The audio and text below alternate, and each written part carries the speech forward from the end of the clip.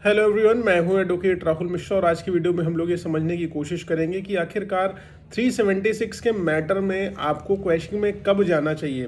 बार बार मैंने बताया है लेकिन आज फिर बता रहा हूं कि 376 का मैटर अगर आपके विरुद्ध लिखा दिया गया है तो ऐसे में आप 5 साल 10 साल ट्रायल फेस करने के बजाय एक ऐसा ऑप्शन है जिसका इस्तेमाल कर सकते हैं कि आपका मुकदमा इनिशियल स्टेज से शुरू से ही तुरंत से ही ख़त्म किया जा सकता है। अगर आप सही हो, अगर आप तथ्यात्मक रूप से सही हो और आपके वकील साहब ने बेहतरीन आर्ग्यूमेंट किए और आपके पास प्रॉपर एविडेंस है जो कोर्ट की नज़रों में सही माने जाते हैं। ये नहीं कि आपने कह दिया कि मेरे पास ये सारी चीज़ें हैं, ये सही है, सिर्फ आपके कहने से नहीं।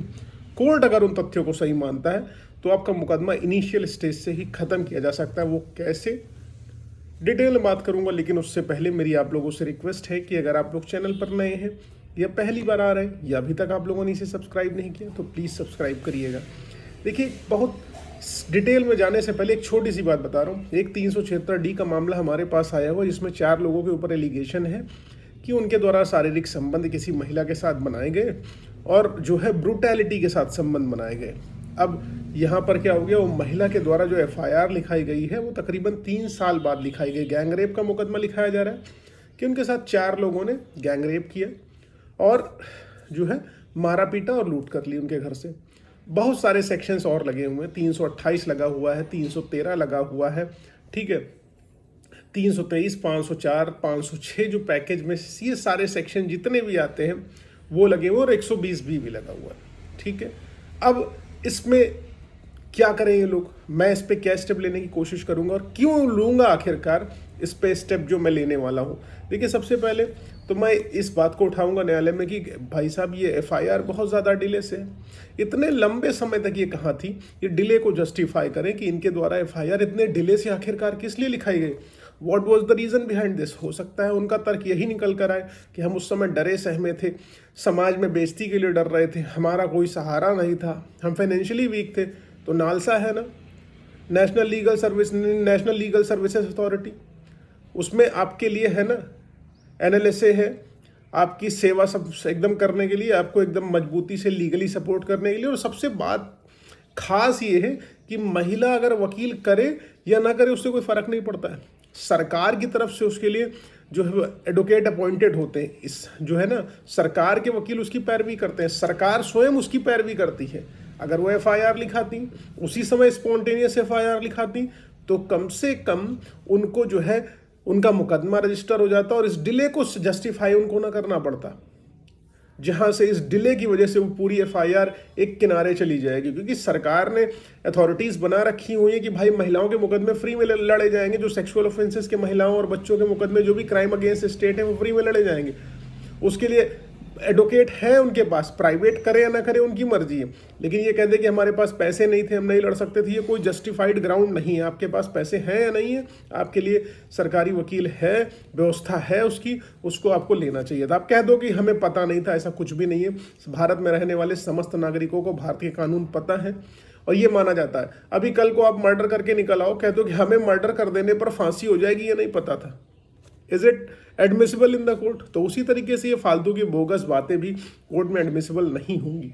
दूसरी चीज़ हो गई, जहां पर FIR डिले होगी, मैंने आपको बता दिया इस ग्राउंड पर हम कैसे बचेंगे। FIR डिले होगी तो वहां पर लड़की का मेडिकल भी नहीं होगा। तो मेडिकल साक्ष्य जो होता है आपके केस की बहुत बड़ी जान होता है, क्योंकि लड़की के सिर्फ कह देने मात्र से कि उसने कह दिया उसके साथ सेक्सुअल एब्यूज़ हो गया है, फिजिकल एब्यूज़ हो गया है, क्या ये बात संभव है? क्योंकि क्या वो सती सावित्री है या लड़का राजा हरिश्चंद्र है, वो सच ही बोलेगा? ऐसा कुछ नहीं है, कोई सच नहीं बोलता है। फंसाने की टैक्टिक्स होती है। हाँ, रेयर ऑफ द रेयर होते हैं कि बहुत सारे लोग सच बोलते हैं, लेकिन हमेशा नहीं होता है। कोर्ट कचहरी में कोई सच वच नहीं बोलता, सब झूठ बोलते हैं, चाहे लड़का हो चाहे लड़की हो। एकदम क्लियर बता रहा हूँ मैं। तो जब मेडिकल नहीं है, उसका मेडिकल बहुत बड़ा एविडेंस होता है किसी को दोषी साबित करने के लिए। सेक्सुअल ऑफेंसेस के मामले में ना एक्सटर्नल इंजरी होगी, ना इंटरनल इंजरी की जो है एंट्री होगी। कहीं पर भी लिखा नहीं होगा कि एक्सटर्नल इंटरनल इंजरी है इनको। अगर नहीं है तो आखिरकार क्यों कोई लड़का दोषी माना जाए, क्यों किसी को सजा दी जाए, क्यों किसी का बना बनाया कैरियर चौपट किया जाए, क्यों आखिरकार किसी को जेल में भेजा जाए? What is the reason? क्यों ऐसे हम लोग एविडेंसेस पर कंसिडर करते हैं, सिर्फ ओरल टेस्टिमनी पर कंसिडर करते हैं कि उसने जो कह दिया सब सच कह दिया? बिल्कुल नहीं सच होता। अब समय आ गया है कि इस कानून को रिव्यू किया जाए। क्योंकि न जाने कितने लोग एकदम स्पॉइल होते चले जा रहे हैं। जो हाल पहले 498 में था वही हाल अब इधर हो रहा है। ठीक है, अब लड़की ने प्लेस नहीं बताया कि किस जगह पर उसके साथ शारीरिक संबंध बनाए गए। अगर वो बताने में सक्षम नहीं है मतलब वो स्टोरी फैब्रिकेटेड है उनकी। ठीक है, दूसरी चीज़ टाइम नहीं बता पा रही, कितने बजे किस दिनांक ये घटना कारित हुई ये भी बताने में अस्पष्ट, वो क्लियर नहीं है। जब ऐसा नहीं बता पा रहे तो माना जाएगा कि इनका कोलैबोरेशन हो नहीं रहा है स्टोरी का, ये इनका सिर्फ कॉन्ट्राडिक्शन क्रिएट हो रहा है और मन से इन्होंने स्टोरी फैब्रिकेटेड तरीके से बना ली है किसी एक व्यक्ति विशेष को फंसा लेने के लिए। लोकेशन नहीं बताया, कहाँ पर हुआ, कितने लोग थे, जर्नल नेचर के एलिगेशन लगाए हैं। ठीक है, FIR डिले से लिखाई है, कोई सपोर्टिव डॉक्यूमेंट नहीं दिए हैं, तो आखिरकार आप वो ट्रायल क्यों फेस करोगे? तो इमीडिएटली ऐसी सिचुएशन में कोई भी फॉल्स FIR किसी भी सेक्शन में अगर आपके अगेंस्ट फिक्सिशियस और फॉल्स FIR हुई है तो आपको डेफिनेटली क्वेश्चनिंग में जाना चाहिए। क्योंकि 4 लोग, जो मैंने भी केस आपको समझाया कि 4 लोग अगर बलात्कार कर रहे हैं तो आपको बचना नहीं, यू विल डाई। आप मेडिकल एकदम पड़े रहोगे, हॉस्पिटलाइज्ड रहोगे और निकल नहीं पाओगे हॉस्पिटल से। प्रैक्टिकली पॉसिबल नहीं कि 4 people are having sex with someone and somebody will not have any injury, ऐसा कुछ भी नहीं है। क्योंकि रेप हमेशा इच्छा के विरुद्ध होता है, उसमें आप रेजिस्ट करते हो, अपोज करते हो। ठीक है, और अपोज जब आप करोगे तब आखिरकार आपको भी चोट आएगी, सामने वाले को भी आएगी, है ना। तो इसलिए जो है, आप अगर कोई FIR ऐसी रजिस्टर कराने की चेष्टा कर रहे हैं या आपके विरुद्ध हुई है तो दोनों लोगों को उसके कॉन्सिक्वेंसेस झेलने पड़ेंगे। इसलिए बैठ के बातें आपस में सेटल कर लो, ईगो क्लैश के चक्कर में मत पड़ो कि कोर्ट कचहरी का चक्कर बहुत ख़राब है। हम लोगों से तो वैसे ही सबको एलर्जी है, हम मुझसे तो पर्सनली लोग कहते हैं कि आप लड़कियों का सब विरोध करते हैं और जो है लड़कों को सपोर्ट करते हैं। ऐसा कुछ नहीं है। मेरे पास जो मुकदमे आएंगे प्रैक्टिकल चीज़ें हैं, जो मेरे पास FIRs आती हैं, जो लोग मुझसे FIR शेयर करते हैं वही मैं आप लोगों से करता हूँ कि समाज में हमारे ये हो रहा है। महिलाएं देना शुरू कर दें FIR, हाँ, लेकिन कई लोग तो फ़ोन करते हैं साहब ये FIR लिखवा दो। हम क्यों लिखवा दें 376? हमको पता ना झूठी FIR तुम्हारे लिखा देने से किसी का कैरियर चौपट हो जाएगा। वो प्रैक्टिकली नहीं पॉसिबल है मेरे लिए। बुरा बोलो या भला बोलो, पुरुष प्रधान बोलना चाहते हो तो बोलो, बिल्कुल I am ready to listen that.